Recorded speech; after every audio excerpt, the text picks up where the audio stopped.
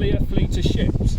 Now they've done an archaeological dig there around about 8 years ago now, 7 to 8 years ago, and they found remains of when Julius Caesar first came into Thanet, or into this area.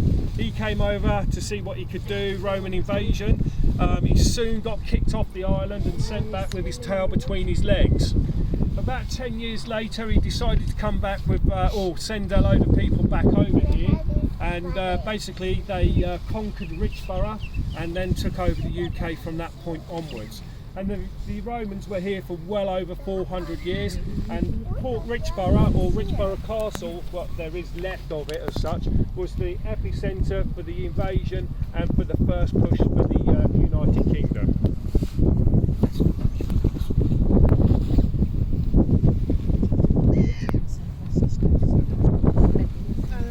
So during the First World War and the Second World War, this was a top secret naval base down here called a Q port. This was Port Q. Now, just up there behind us, when I turn around, you'll see that all the trees and cranes and different bits and pieces up there, that was the top secret naval base up there. Now, during that era, it took around about 3 weeks to 4 weeks to load and unload the warships that were coming in and out of here, mainly the cargo ships.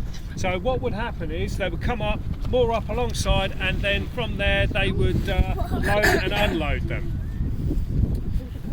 It was too slow, so the Royal Navy asked the Royal Engineers to come up with a simpler system. They came up with the first ever shipping containers. A 6 foot by 6 foot by 6 foot modular system that could be loaded at source, i.e. in somewhere like Birmingham, like BSA with motorbikes, arms, ammunitions, you name it, guns, the lot would be loaded up at source into these new things called shipping containers, and they would drive them down here with the cranes, and they would back them up all behind these trees that are just behind us. Now, in turn with that, they also invented the first ever thing called a link span system, linking land to sea. Okay? We know it today as the first ever roll-on and roll-off ferry in the world.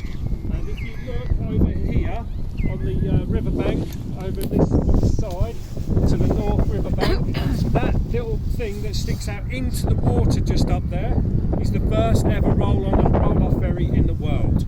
I think that has quite a lot of archaeological significance to this area, because it's another great thing that we still use today. Yeah, that's just been